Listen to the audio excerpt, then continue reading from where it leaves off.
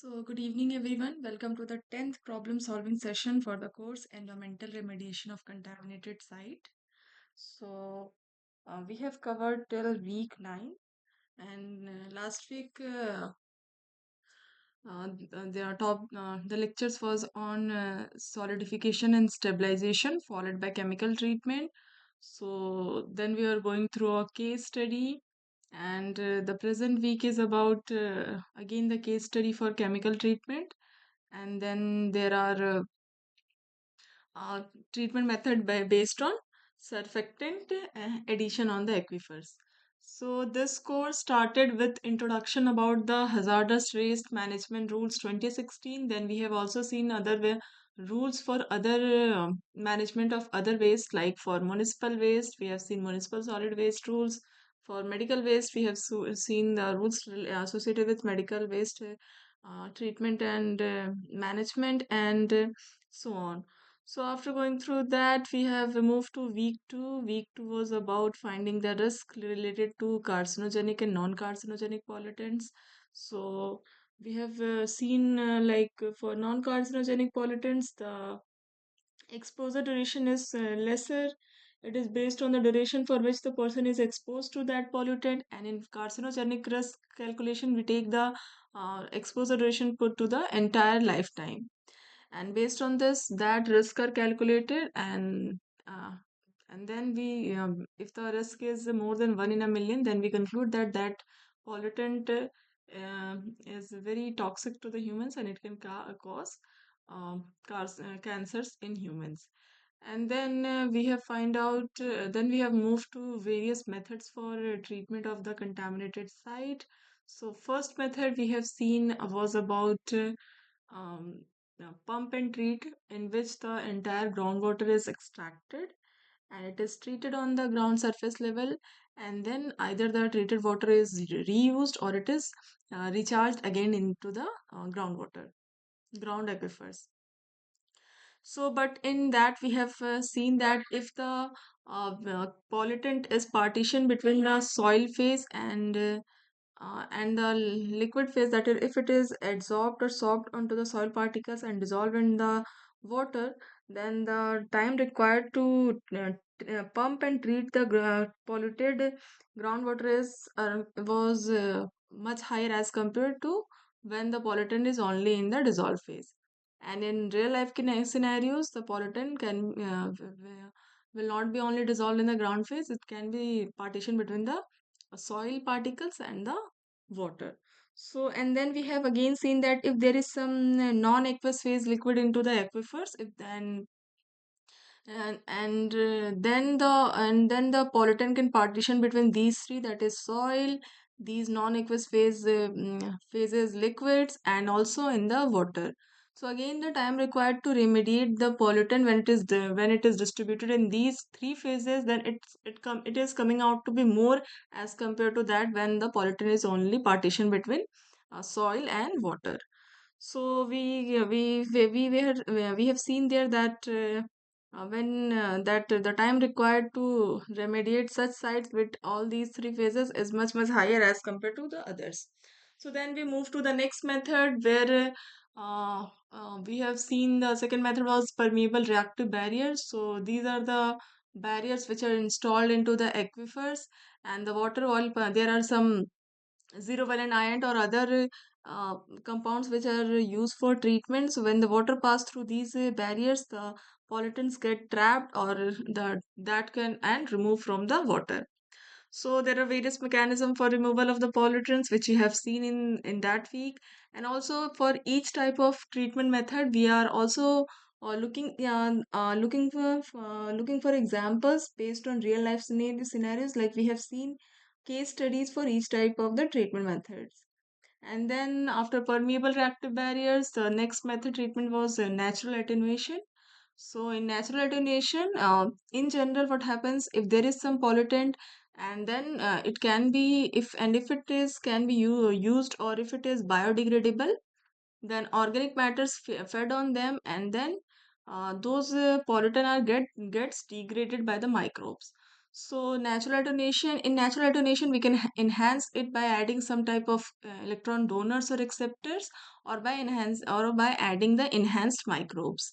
So suppose if there is a particular pollutant which can act as an electron if it can act as an electron acceptor, then the affinity of different electron acceptors for microbes are different.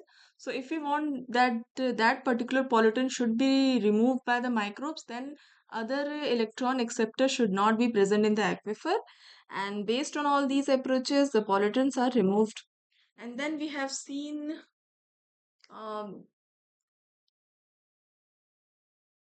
a case study based on this also. And I think the next remediation was about solidification and stabilization.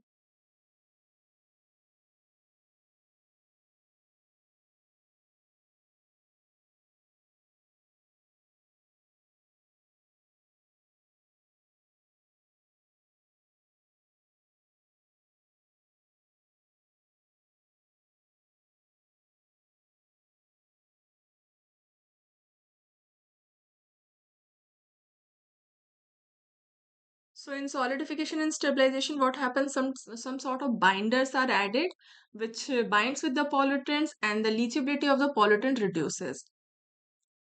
So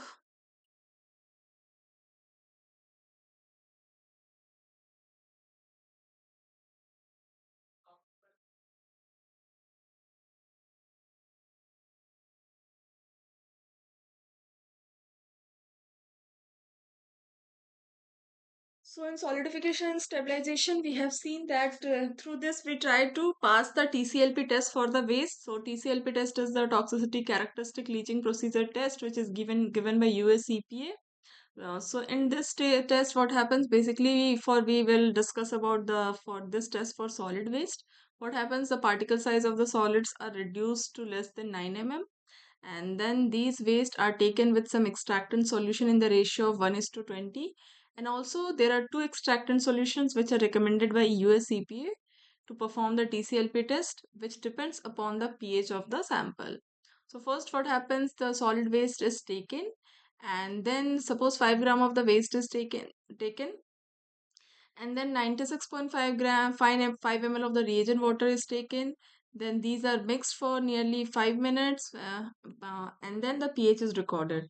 So if the pH is less than 5, then extractant solution 1 is used, whose pH is around 4.92. And if the pH decrease is not less than 5, then again we add 3.5 ml of HCl, one normal HCl. We heat everything to 50 degrees centigrade and let it hold at 50 degrees centigrade for 5 minutes. Let it cool, and then we again record the pH. So again, if pH is less than 5, then we use the extractant solution 1, whose pH is 4.9. But if the pH is not less than 5 for some samples, then we will use the extractant solution whose pH will be 2.88. So basically, the thing is that for a highly basic waste, we will use more acidic extractant solution, and for less basic waste, we will use the extractant solution whose pH is around 4.9. It is a buffered solution. On the other hand, the pH of the sample for solution for whose pH is 2.88, it is just a diluted acetic acid solution. So and then the solid and extractant solution are moved on end-to-end shaker like 360 degree.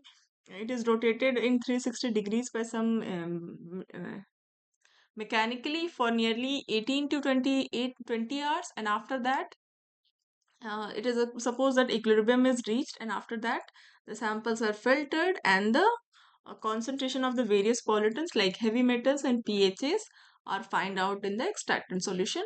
So there are some digestion required for heavy metals. So based on that, samples are digested, and then they are analyzed for heavy metals, and for pHs there is separate extraction techniques. So basically, for if you take the inorganic pollutants, so there are various limits given for heavy metals, like for arsenic, it should be less than 5 ppm. For cadmium and selenium, it should be less than 1 ppm. And for other metals like lead, chromium, Silver, it should be less than 5 ppm. And also for the, I think there is a limit for barium also, that is I think 100 or 200 ppm.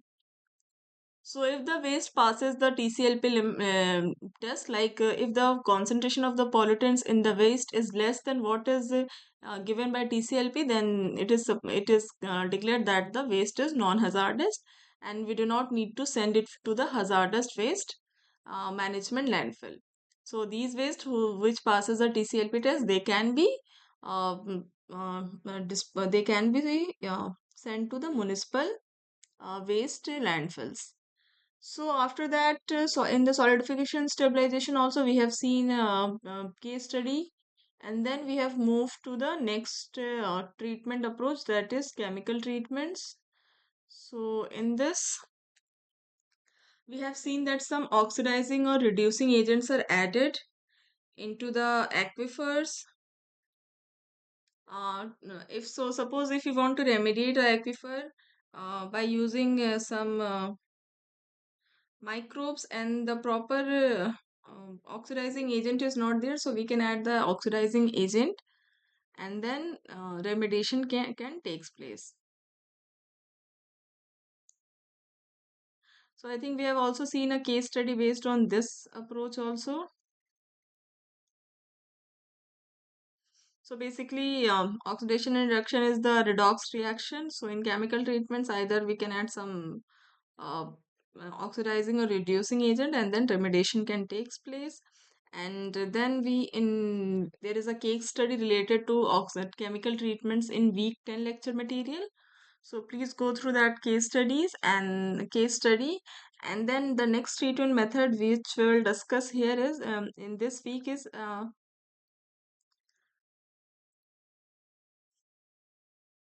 so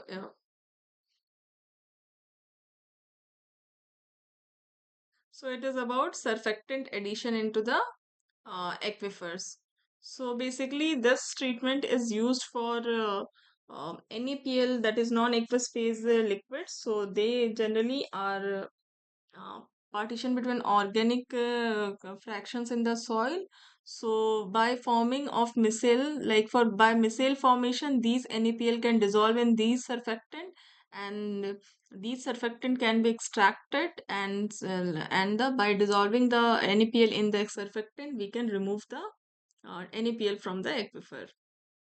So again, a case study is based on this surfactant introduction and removal of a pollutant by a surfactant is there in the lecture video. So I think half of the part is in this week, and I think one lecture is in the next week. So please go through the case study uh, through the lecture slides, and I think there was a numerical discussed or based on this approach in I think third lecture. So please, we will also see a similar numerical on the while solving the assignment questions. Now let's go directly to the assignment questions. So first, let me share my screen.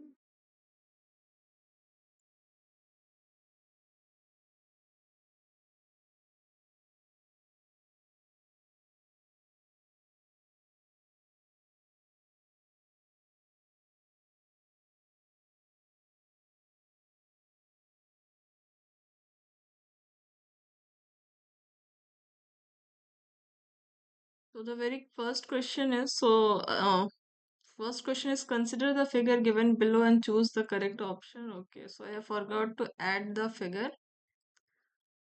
So let's move to the next question. So the question is, in the context of formation of micelle, select the correct statement. First is, CMC of a surfactant is independent of the temperature of the medium. B is, presence of other surface active substances has no effect on the CMC of a surfactant. And C, CMC can be defined as a concentration of surfactant above which micelles form. So I'll give you all 3 minutes. Just take your time and write the option which you think in the chat box, and then we will discuss.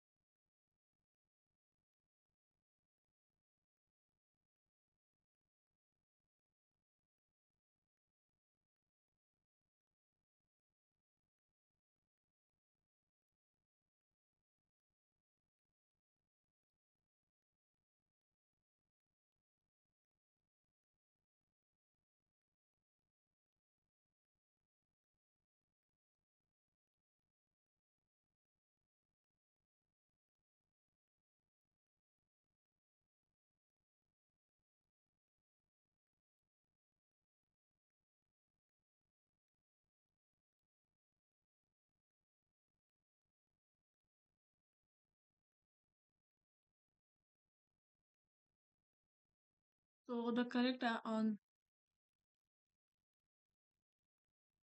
so the correct answer for this question is C.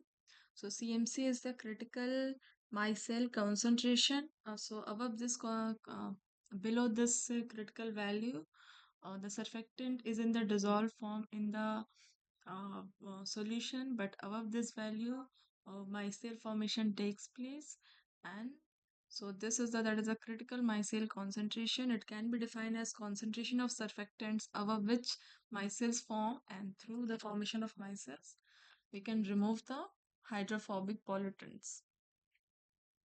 So C is the correct answer. So let's move to the next question. So the question is surfactants enhance desorption of pollutants from soil. A true or B false?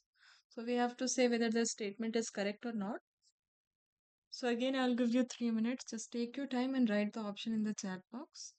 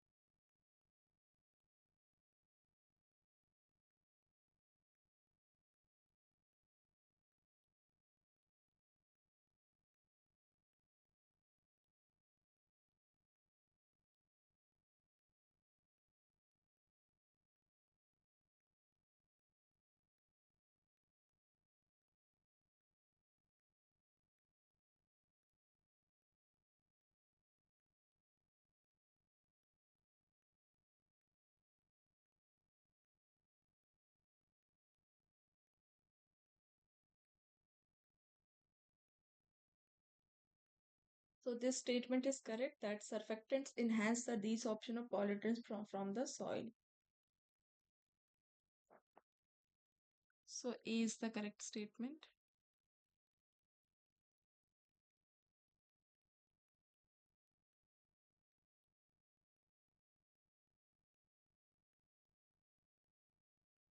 Let's move to the next question.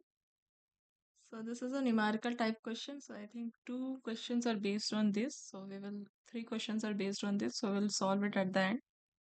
So next question is, which of the following compounds cannot act as a surfactant?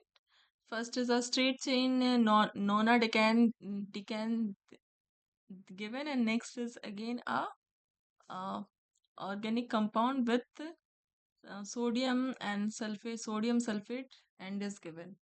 So we have to say which of the following cannot be used as a surfactant, A or B, or both A and B.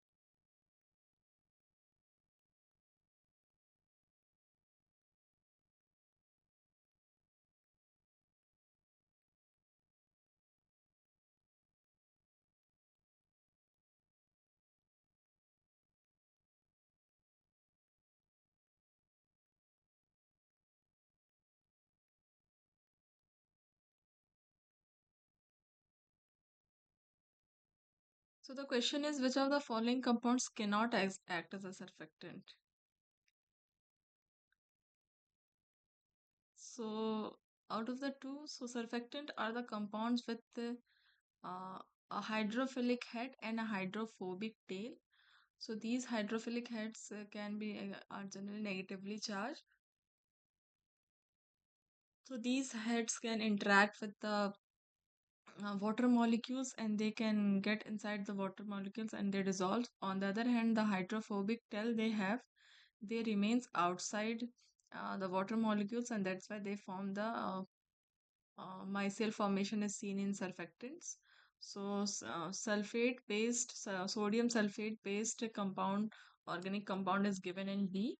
So this compound can form surfactant. So the question is, which of the following compounds cannot act as a surfactant? So A will not act as a surfactant because it is a straight chain carbon compound. So A is the correct answer. So I think these were the questions, uh, based objective questions based on week 10 material. Now I will try to solve a numerical based on these approach. So the numerical is, so the statement for the numerical is total petroleum hydrocarbons have leaked into the surface from an abandoned petroleum refinery. The concentration of TPH in aqueous phase is 20 milligram per liter. Also, 1% of the pore space was occupied by pure NaPl. Sodium lauryl sulfate was added as a surfactant, which has critical micelle concentration of 80 milligram per liter. The extractant solution was added to the soil at a volumetric ratio of 5, and there are some values given. So the volume of contaminated zone is given, bulk density of soil is given, percentage organic matter in the soil is given, porosity of soil, octagonal partition coefficient for TPH is given, and the density of NaPl is given, and we have to calculate the total mass of contaminant present initially before remediation in 10 raised to the power 5 kgs. So similar question was solved during in the lecture videos. So I will request you all to please try to solve this question and write the value which you are getting in the while solving this question.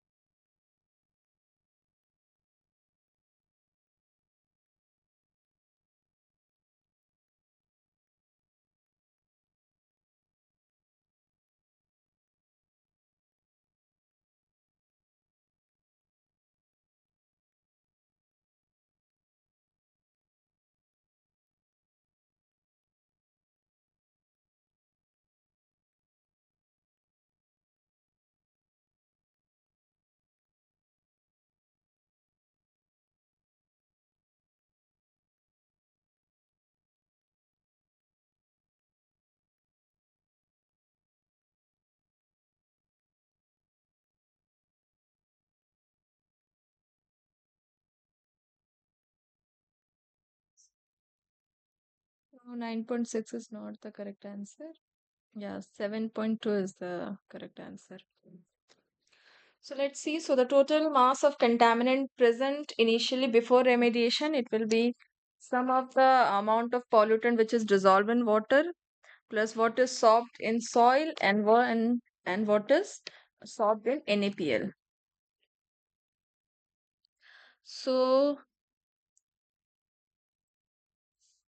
we can write whatever is dissolved in water as 1 minus S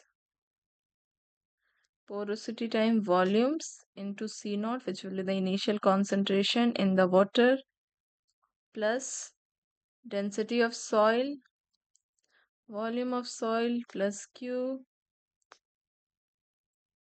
plus S into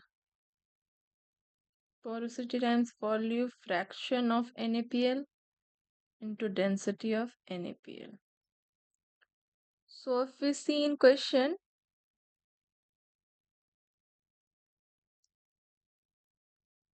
so as the amount of pore spaces occupied by NaPl is given as 1%. So let's write everything which we need. So S is given as 1%, which will be 0.01. Porosity is given as 0.48. Volume of the contaminated zone is given as 10 raised to the power 5 meter cube.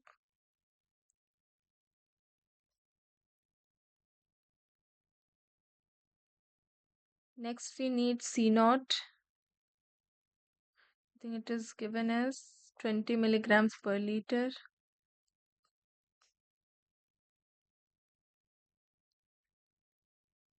Then we have bulk density of soil is given 1500 kg per meter cube.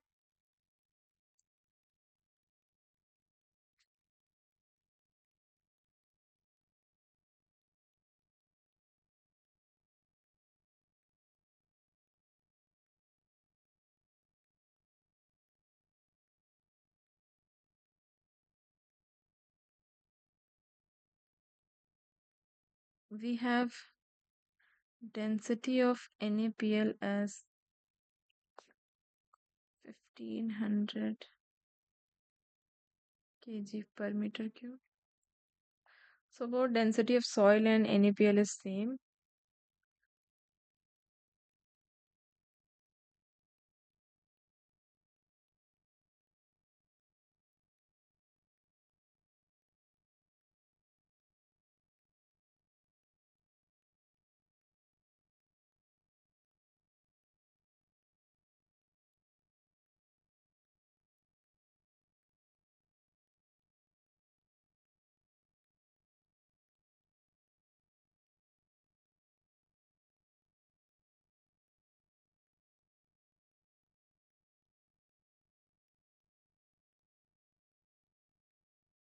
And also the pure NaPl is present, so X will be 1.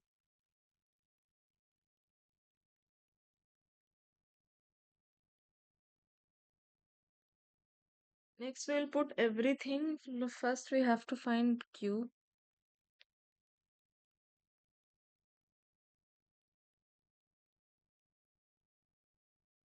So we can find Q. First we need to find Kp. So it is product of FOC, fraction of organic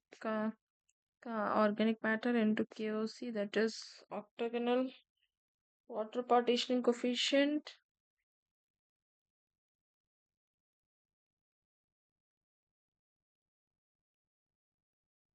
So FEC is 0.6%, so 0.006 into KOC is 150 ml per gram. So which is coming out to be 0.9 ml per gram. So we'll convert it to meter cube per kg.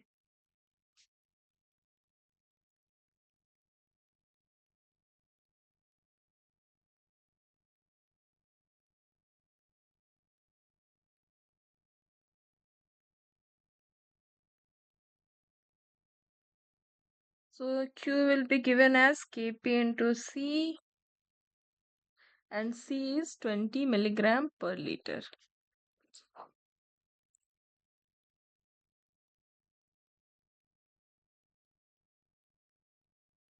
So Kp is the ratio of contaminant or pollutant partition into the soil.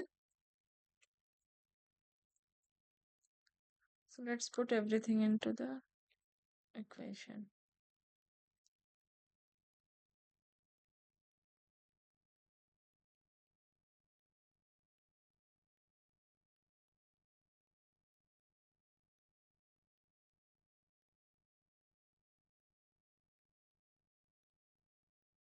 So M will be given as 1 minus S.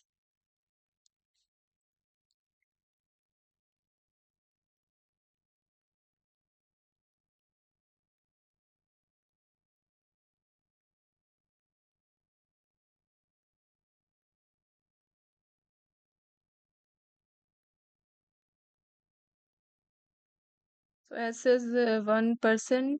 So 1% of the pores is occupied by NaPl. So S will be 0.01. Porosity is 0.48.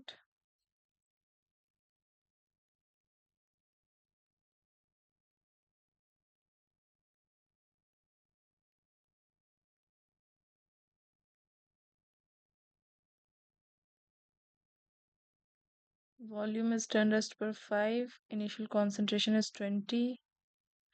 Soil bulk density is 1500 kg per meter cube. Volume is 10 raised per 5. And Q is given as Kp into C. So 0.9 into 10 raised per minus 3 into C is 20 plus S is 0.01. 0.4 it is porosity. We have volume as 10 raised per 5. We have pure NaPl, so 1 into density is 15,000 kg per meter cube. So while putting everything into the formula, we need to take care about the units in which everything is given. So so we have converted everything into like we have find Kp, but we have converted into a kg per meter cube per kg. So on solving this, we are getting 950,400. So we will get this much of gram. So 20 is in milligram per liter. So after dividing it by 1000 and solving, we will get this much of gram plus.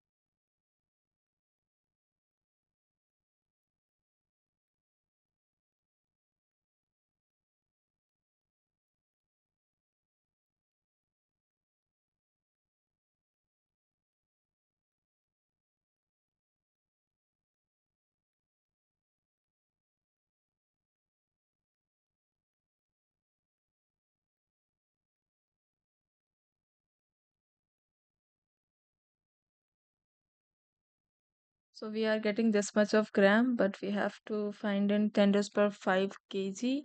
So if we'll divide it by 1000, so we are getting 7.236 into 10 raised per 5 kg. So answer is 7.23, or we can write as 7.24. So this is the total amount of uh,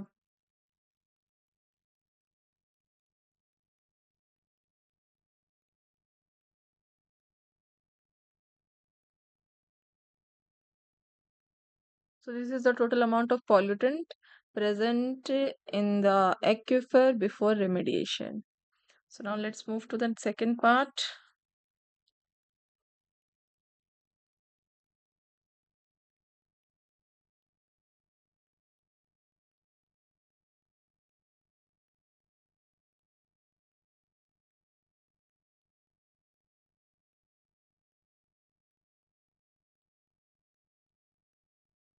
So the next question is, with the data given in question 4, determine the concentration of surfactant in micelle phases in kg per meter cube at equilibrium. So we have to find out the concentration of surfactant in micelle phase. So again, I'll give you 5 minutes. Please try to solve this question. Let me open the question statement only.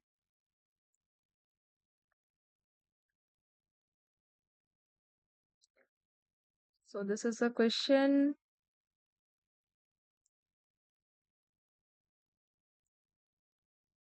And we have to find out the concentration of surfactant in micelle phase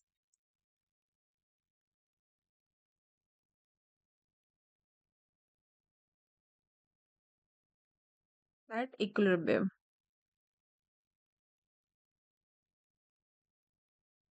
So please try to solve this question.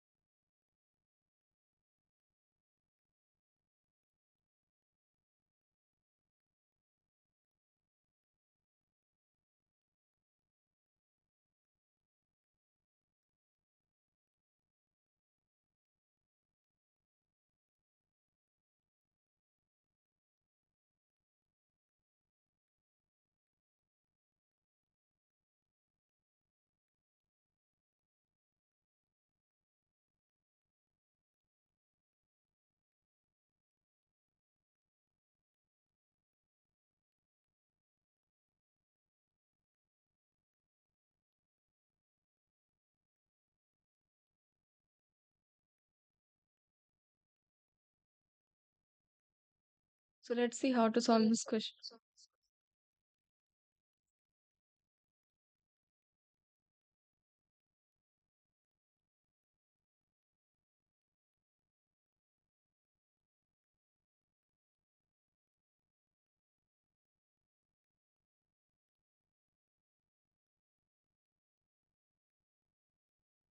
So,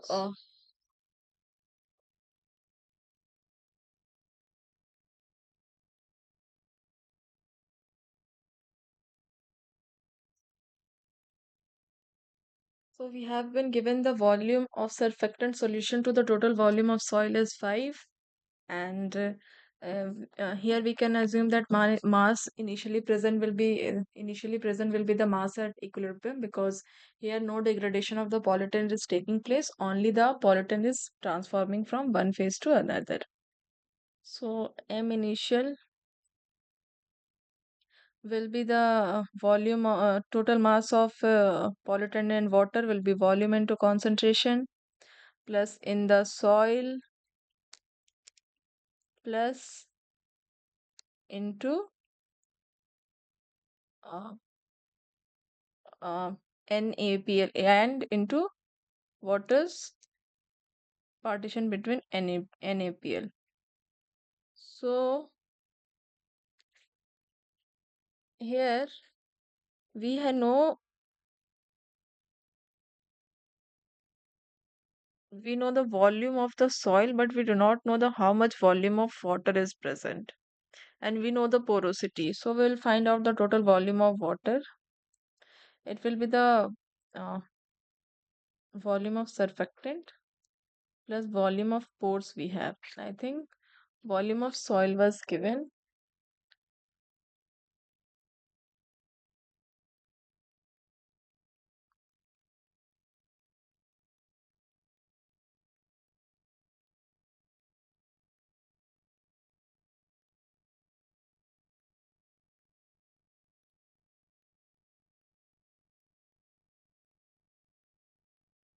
It is given as 10 raised to the power 5 meter cube. So, and here we can see that the volume of surfactant to soil is 5. So, total volume of surfactant will be 5 into 10 raised to the power 5 plus volume of pores. So, porosity into the volume of soil will give us volume of pores. So, porosity is, I think, 0.48.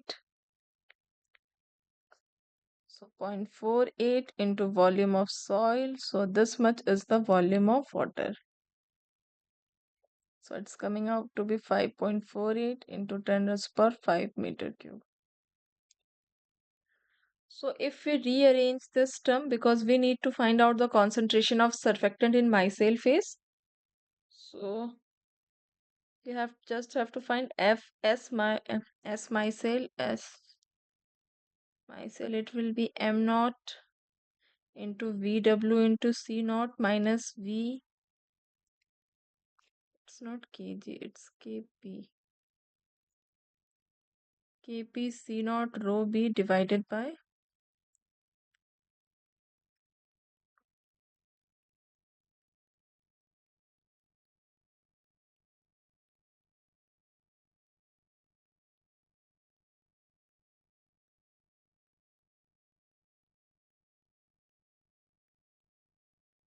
so this rho W will go at.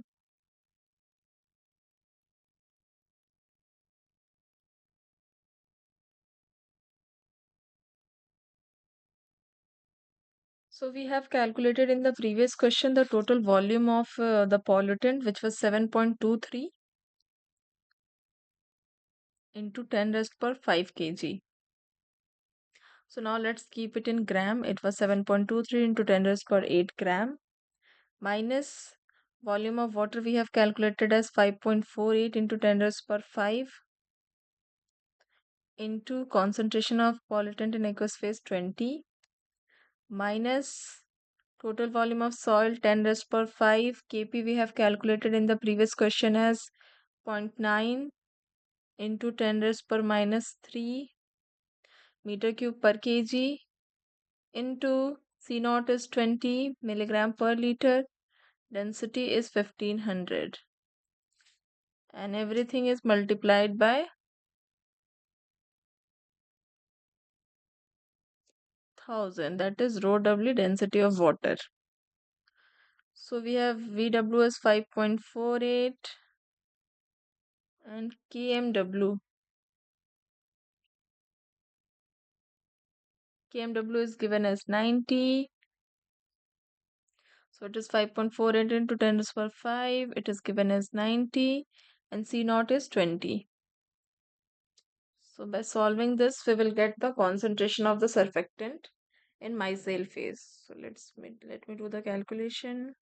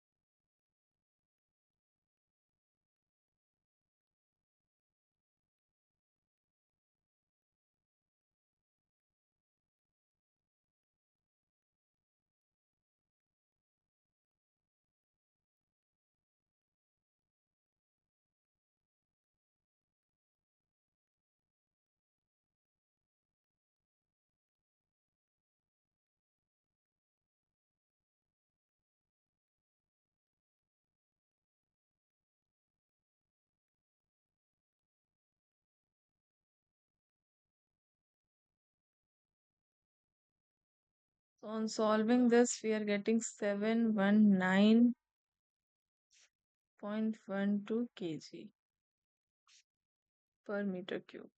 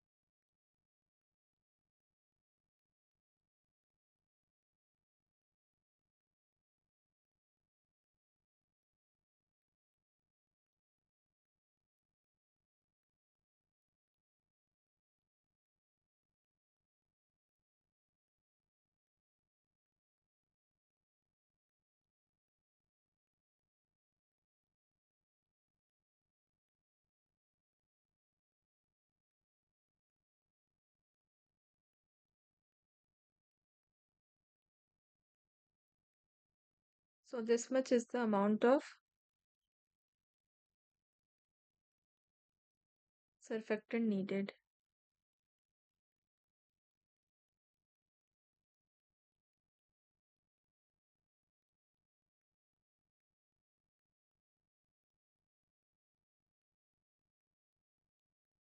So now let's move to the next question.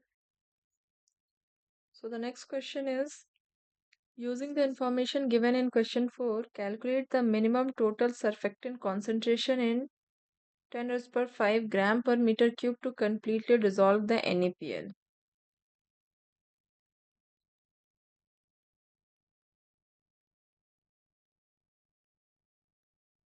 So please try to solve this question. So the total concentration of surfactant required to completely dissolve the pollutant, it will be sum of the amount of surfactant that is in the micelle formation and the critical amount of surfactant required to form the micelle. So as CMC is given in the question, and just now we have calculated how much surfactant we need to remove the pollutant.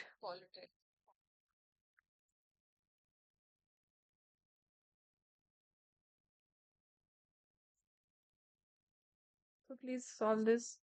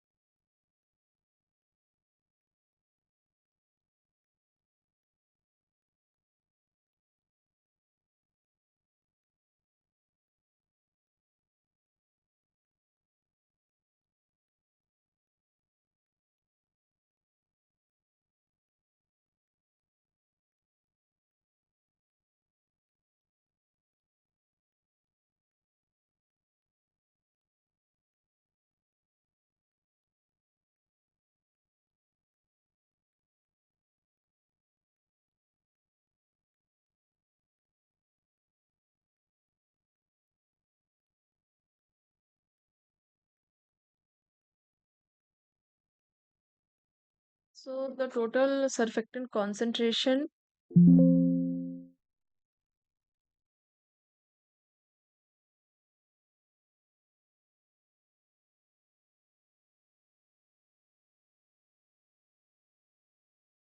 So total will be given as minimum amount required to make the micelles and whatever is required to remove the pollutant.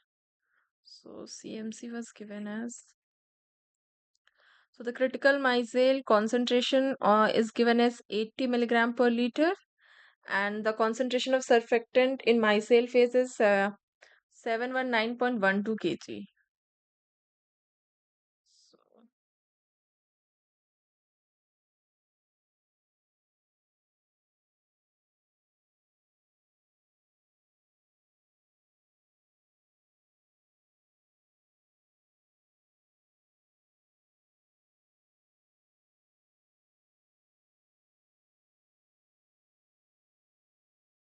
So, we need to convert milligram per liter into gram per meter cube.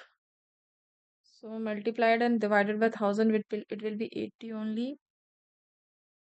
So 80 gram per meter cube is this much, and 719.12 into 10 raised per 3 gram per meter cube is the concentration of the surfactant which is forming micelles. So we need to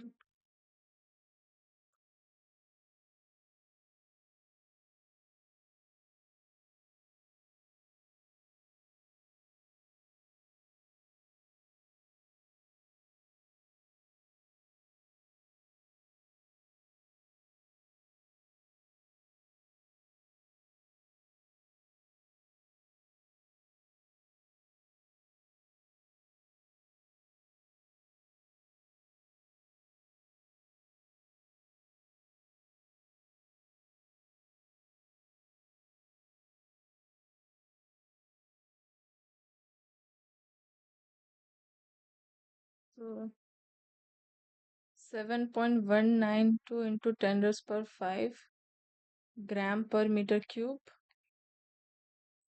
of is the total amount of surfactant concentration needed that to completely dissolve the NaPl. So just give me a minute to add the figure for question number 1, which I have forgot.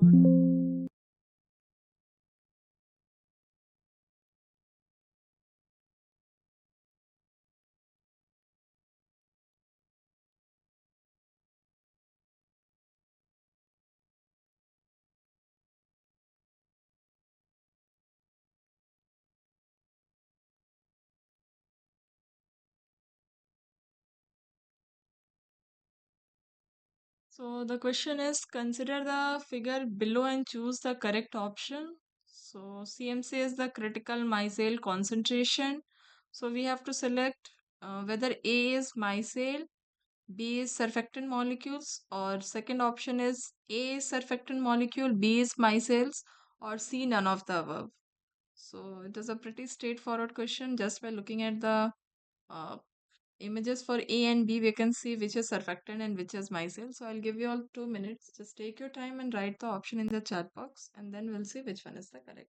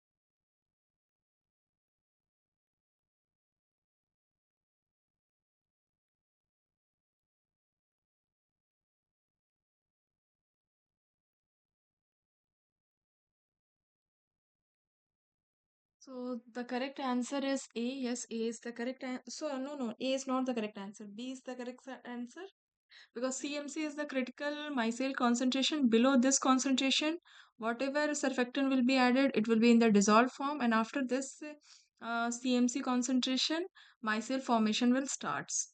So A is surfactant and B is the micelle molecule. So B is the correct answer. So I hope these questions are clear to you. So there were 8 questions based on week 10 material. So these were the questions. So if you have any doubt, then you can ask or we can end the session here and we will meet on next Sunday from 6 to 8 p.m.